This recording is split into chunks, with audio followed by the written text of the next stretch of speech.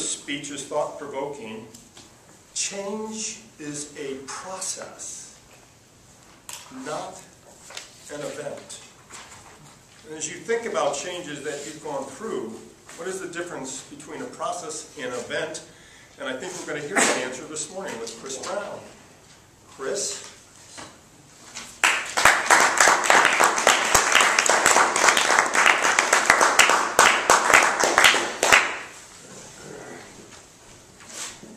Good morning. Good morning.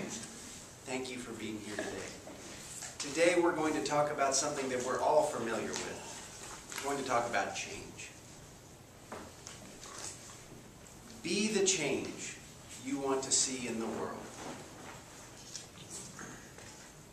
Be the change you want to see in the world.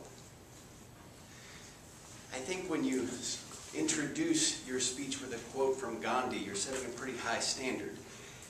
And I hope to live up to at least a shadow of the great man. He said, be the change you want to see in the world. Implied in that quotation is a fact. There are two types of change. We're going to talk about one particular type of change. There's change that happens upon us. There's not much we can do about that. There's not much control we have over change that happens upon us.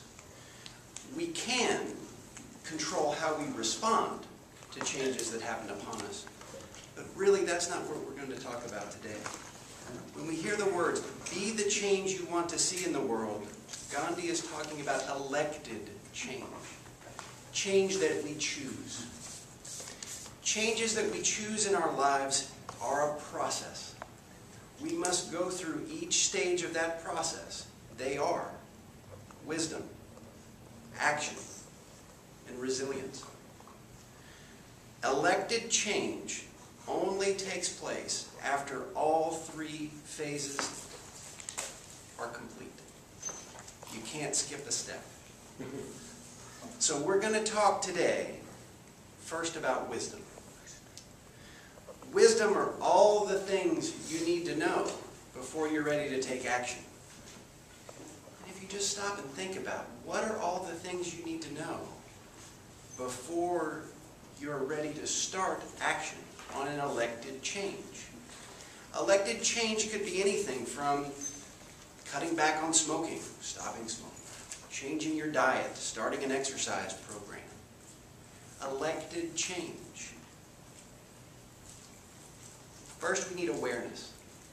Awareness that there's a problem. That's the first step within wisdom. You have to know that there's an issue. Right? And a lot of us don't. We kind of walk around thinking everything's fine. And then all of a sudden, boom! Like a lightning strike. Could be a diagnosis from a physician. We get this thunderbolt that tells us we need to change. Next, you have to prepare. That's the next step of wisdom. You have to process this thunderbolt that's just hit you. It takes a while. You can't jump into action.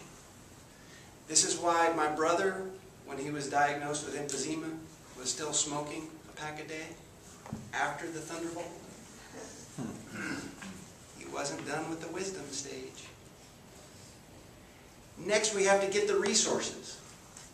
We have to get everything in line. If I'm trying to lose some weight, maybe it's joining a gym. It's all part of getting ready. After we've done all three things, you've graduated out of wisdom and are ready to move to action. Action, these are the things you need to do. In Toastmasters, it's getting up and giving your second speech in the competent communicator manner. This is my taking action. My brother, this is actually when he started cutting back on his cigarettes. He actually reduced how much he was going to smoke. These are the behaviors that other people can see and observe. And frankly, this is the stage that we're so anxious for those around us that we love and care about, who we know from the outside could use change, elected change. This is the step we're waiting for. Again, not until they're through with wisdom. Once you're done with action, it's not over yet. Change is a process. not an event.